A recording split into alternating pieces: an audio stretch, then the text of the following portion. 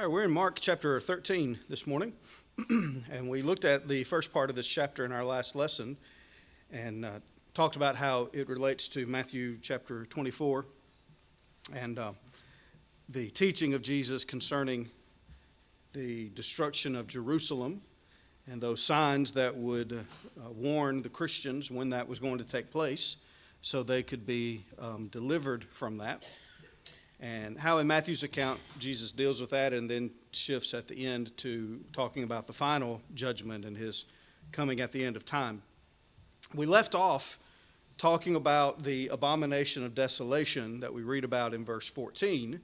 Jesus said, "But when ye shall see the abomination of desolation spoken of by Daniel the prophet, standing where it ought not, let him that readeth understand.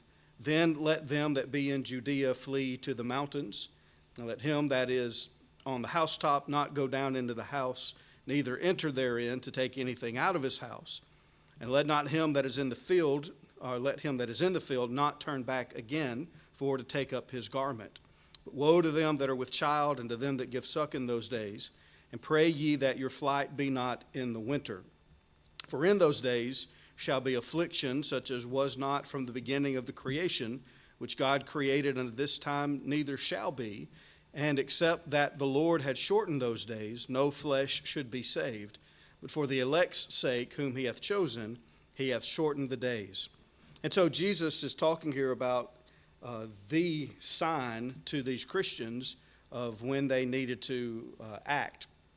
So we looked at the first part of the chapter, and Jesus talks about some things that are signs, but not particularly pointing to one certain thing in the sense that they're commonplace. So you'll hear of wars and rumors of wars in verse 7, and he says, don't be troubled over that.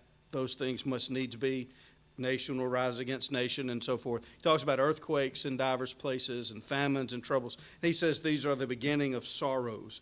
And oftentimes what people like to do, I just saw this just the other day on the internet, that someone took a picture of a chart that showed earthquakes in a certain place, and it had how many earthquakes happened, like 100 years ago and then 50 years ago, and it looked like it was ramping up, like there were more and more earthquakes. And they said it's like a woman going into labor with birth pains. First, the contractions are far apart, and then they get closer and closer together. And they said that's what Jesus is talking about. And so when you see earthquakes becoming more and more prevalent, that means we're closer to the time of Jesus coming.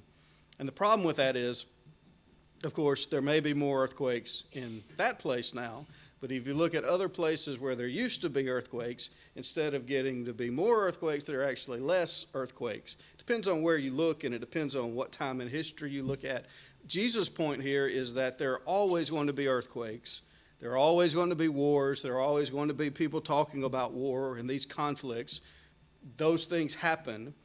They needed to pay attention to it in relation to what was happening with Rome and Jerusalem, because that could help them prepare for when trouble came. But those are just the way of the world. Those weren't, the signs that actually told them to act, to be on guard and to be ready. But there was one particular sign, which is the abomination of desolation. Now, we read that back from Daniel chapter 9 in our last lesson. I'm not going to go back and read that passage again, but Daniel talked about the abomination that maketh desolate. When we study in the Old Testament about abominations, that word is used for several things, but it almost always is related to idolatry in one way or another. So even with immoral practices, they were often connected to idol worship. So when we read about abominations, we're thinking about idolatry. And this is the abomination that maketh desolate. And Jesus says here in Mark's account, when you see the abomination of desolation standing where it ought not. And so the idea is of idolaters, those who practice idolatry, being in a place where they had no right to be, which is talking about the temple.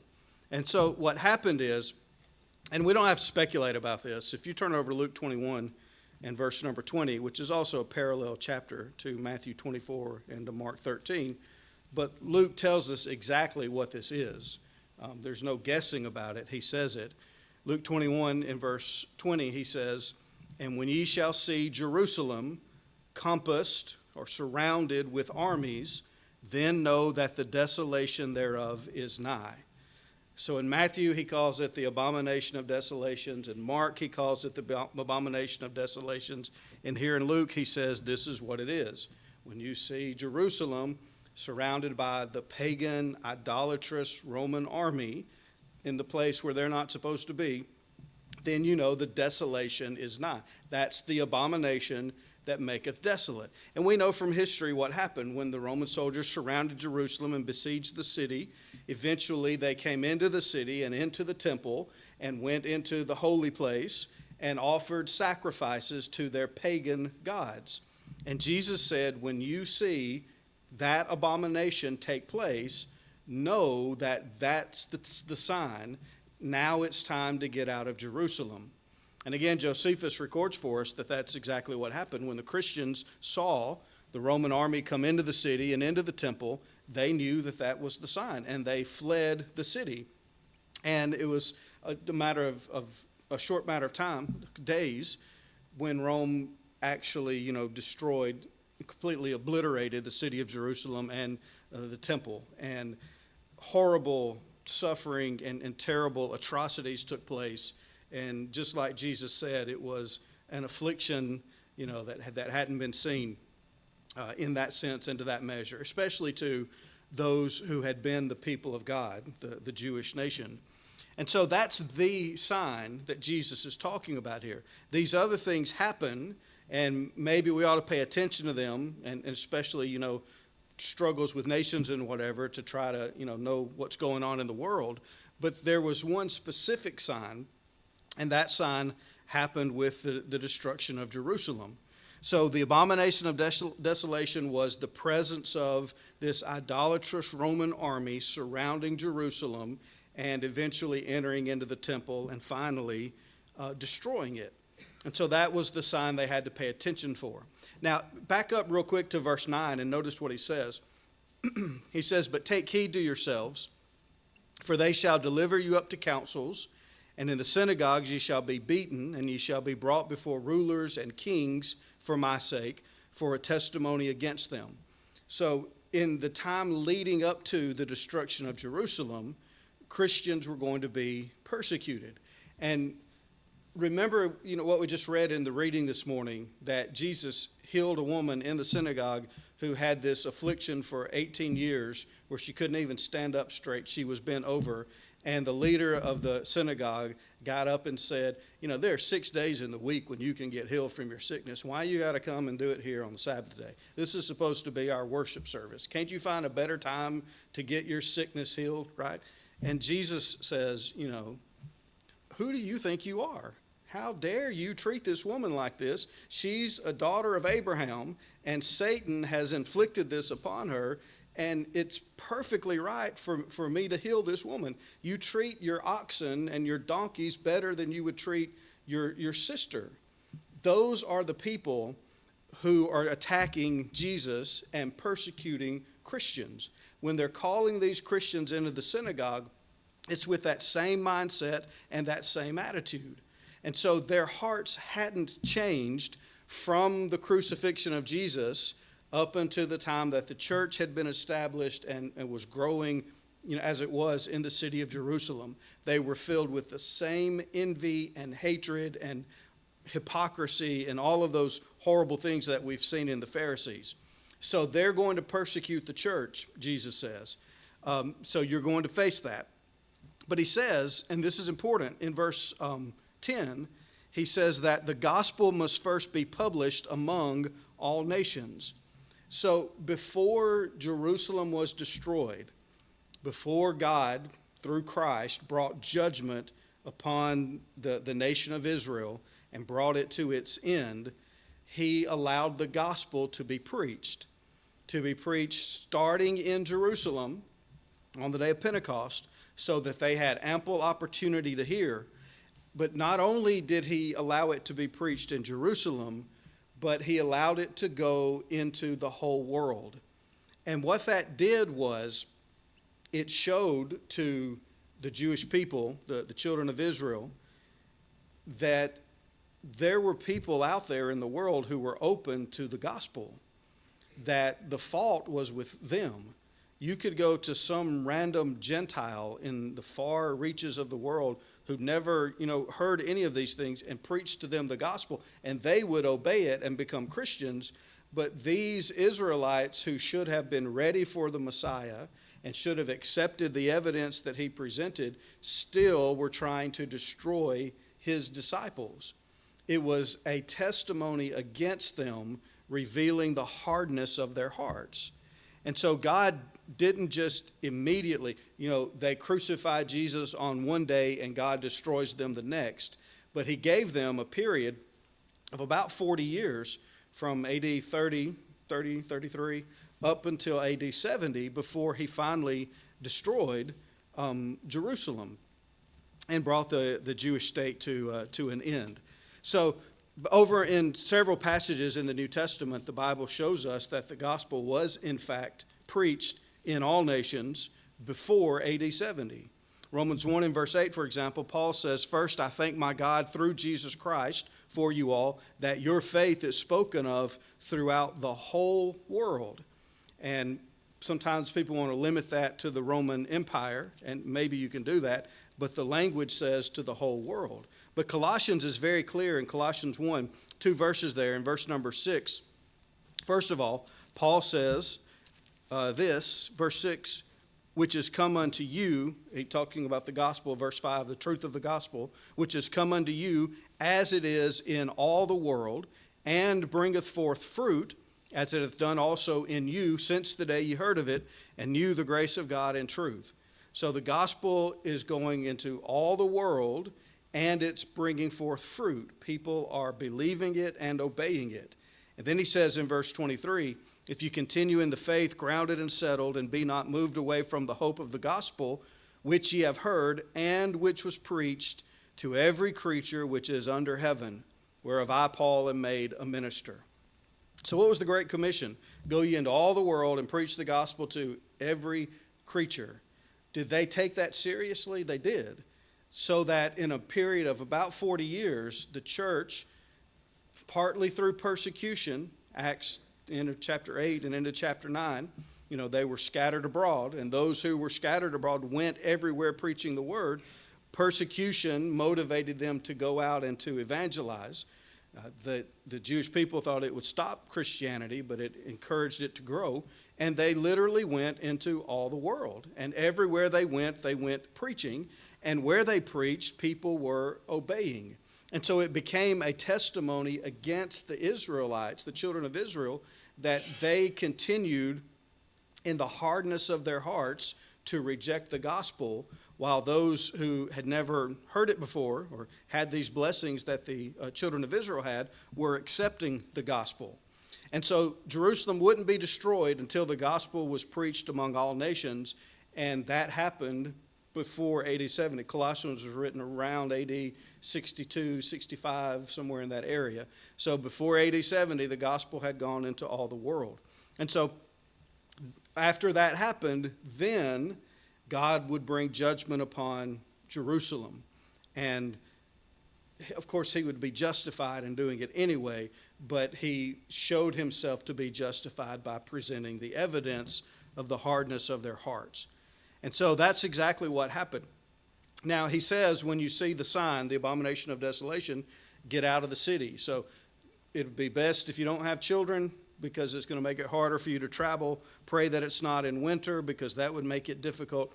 But God, through his providence, would allow his people, who are Christians now, not the nation of Israel, but the spiritual kingdom of the church, to endure and to be saved. And that's what verse 20 is talking about. Then he says in verse 21, "And then if any man shall say unto you, Lo, here is Christ, or Lo, he is there, believe him not.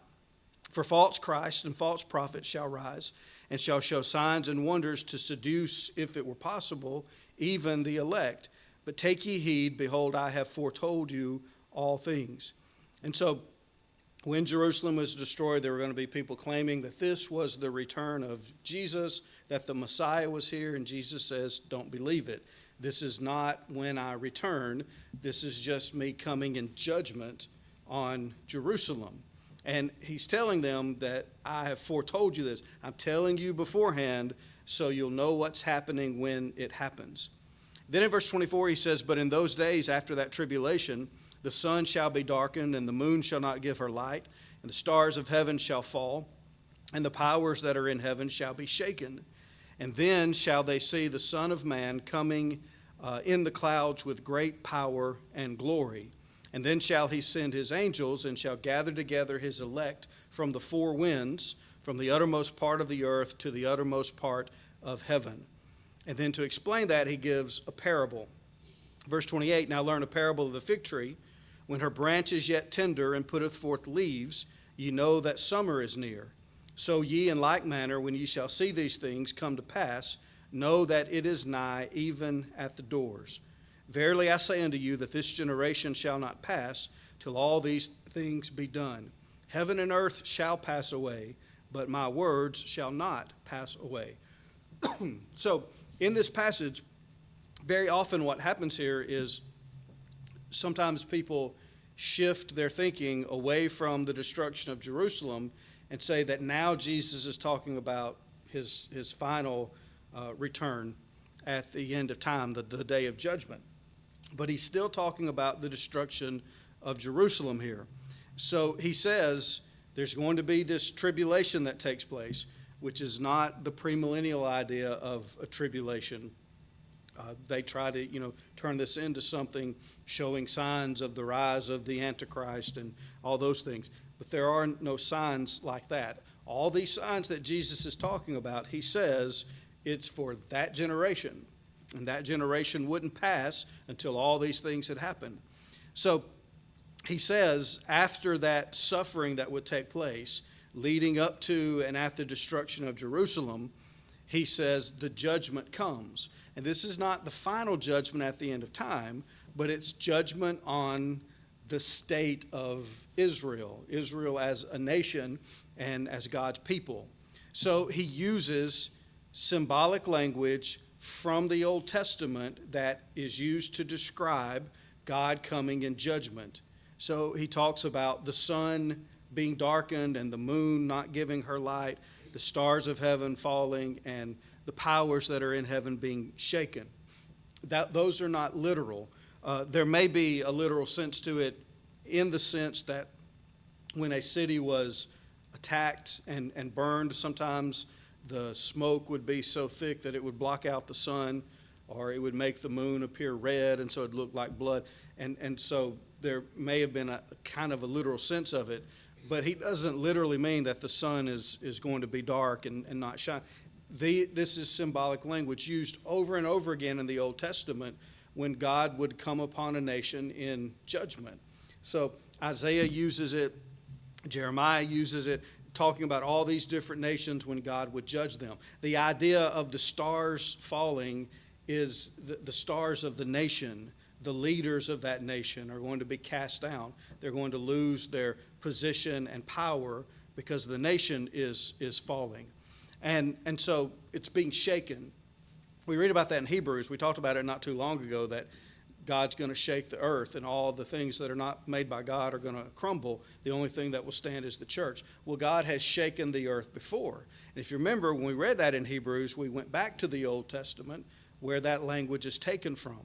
And so it's the idea of God's coming in judgment on Israel. Now, preceding that was the day of Pentecost. And if you remember, in Acts chapter 2 on the day of Pentecost, Peter quoted from Joel chapter 2, and Joel used this same language about the moon or the sun being darkened, the moon turning to blood, and those things happening. And he was talking about what took place on the day of Pentecost. Well, did the sun literally turn dark on the day of Pentecost? It didn't. The moon didn't turn into blood. But that language was indicating that what happened on the day of Pentecost was a judgment of God. So Joel's prophecy had to do with a locust plague this terrible locust plague that came upon the land of Judah in his day.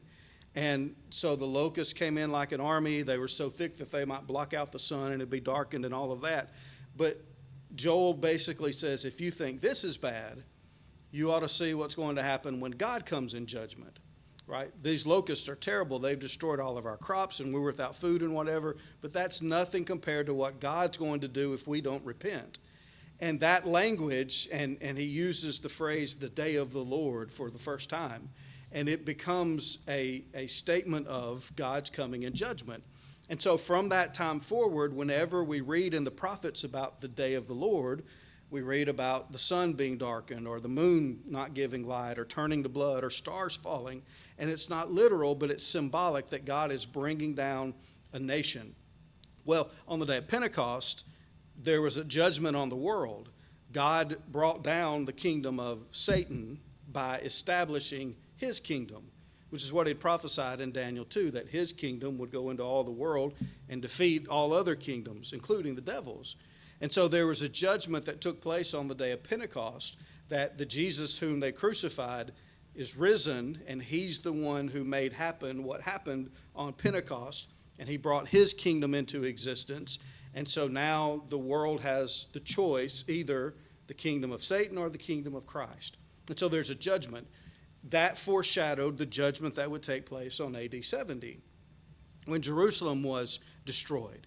So when he says, back here in Mark 13, that they shall see the Son of Man coming in the clouds with great power and glory, this is not when he returns at the end of time, but again, it's language used in the Old Testament of God riding on the clouds, coming in judgment, not literally, physically being present, but bringing judgment upon a nation.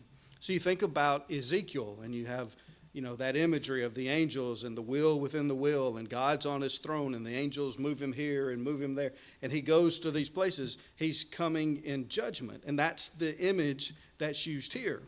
And so it's not the end of time, but it's Jesus coming in judgment on Jerusalem.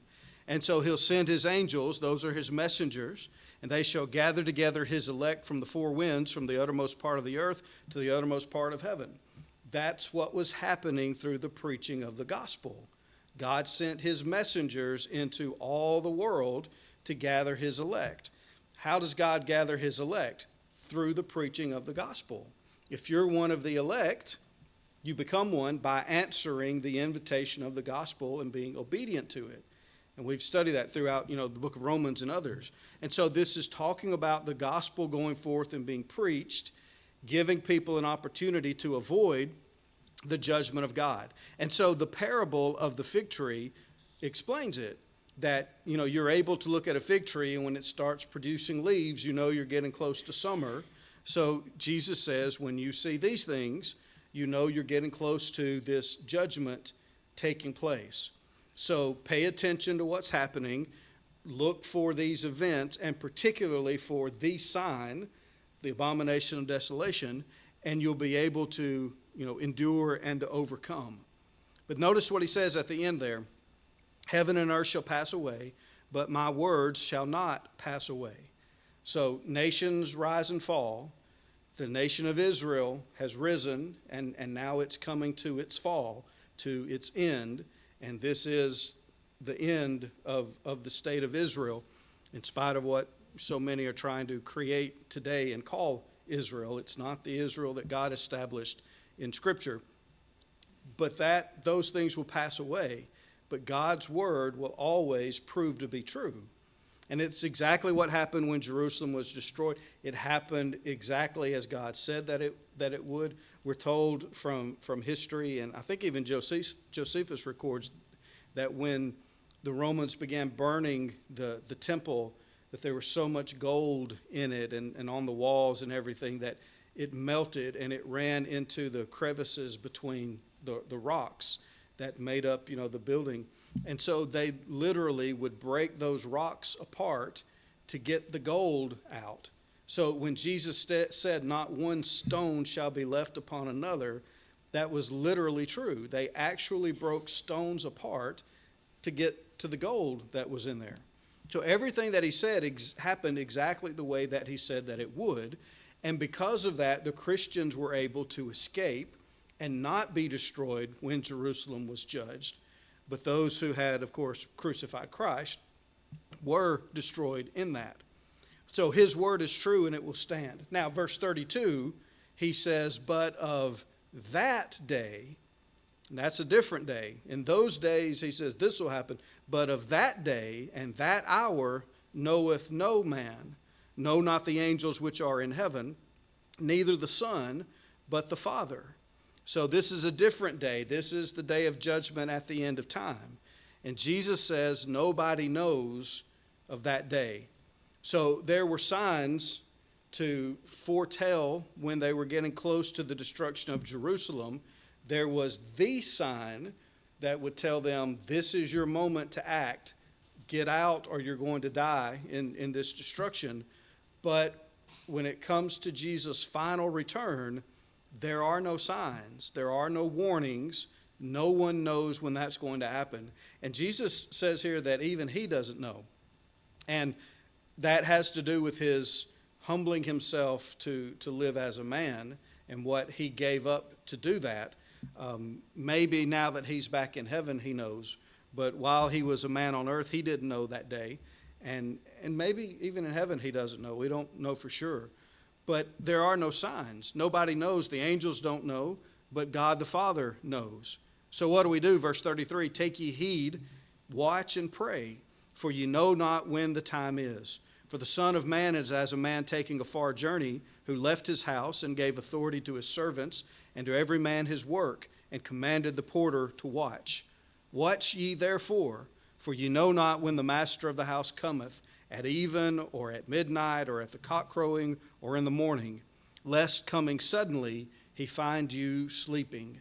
And what I say unto you, I say unto all, watch. And so Jesus says, nobody knows when the final judgment will take place. So always be on guard and always be ready. It could happen at any moment. You know, we say sometimes all bets are off, because what God has done through Christ is to reveal all truth and to give all the evidence that is needed to know that God is righteous in judging the world. And he's proven that because he gave his only begotten Son. The greatest act of love ever God has bestowed upon us. There is no excuse to be lost. And so God can come in judgment at any moment and be perfectly justified and righteous in doing that, because he's given us his Son and he's given us his gospel, which is the full revelation of Scripture. So it can happen at any moment. We don't know when it's going to happen. There aren't signs to predict it or to tell us we're getting close to it. We're always close to it. And we may be closer today than we were yesterday, but it could have happened yesterday. It's always that next breath away. We don't know when it's going to take place. So watch. It's like a man who has a household and he's gone away and he's told everybody, this is what you do while I'm gone, and you don't know when I'm coming back. So when he comes back, you better be doing your job or you're going to get fired. So the Lord has given us work to do, and we don't know when he's coming, so we always need to be busy doing his will, so we'll be ready when he comes. He won't find us sleeping, but busy doing his work. So Jesus says, what I say to you, I say to everybody, watch. Keep your eyes open, be on guard, be ready, because he can come at any moment. And that's the difference between what happened at Jerusalem and what's going to happen at the end of time. That will be the end of the world. The elements will melt with fervent heat and all of those things. And so there's no warning signs, get ready to flee or to run away, because there's nowhere to run. It's all going to be destroyed. So be ready for it, be prepared for it, watch. So that's Mark chapter 13. Lord willing, we'll start chapter 14 next time. And of course, we're getting closer and closer to the crucifixion and those difficult things that happen, just before that. But we'll have to stop here, and Lord willing, we'll do chapter 14 in our next lesson.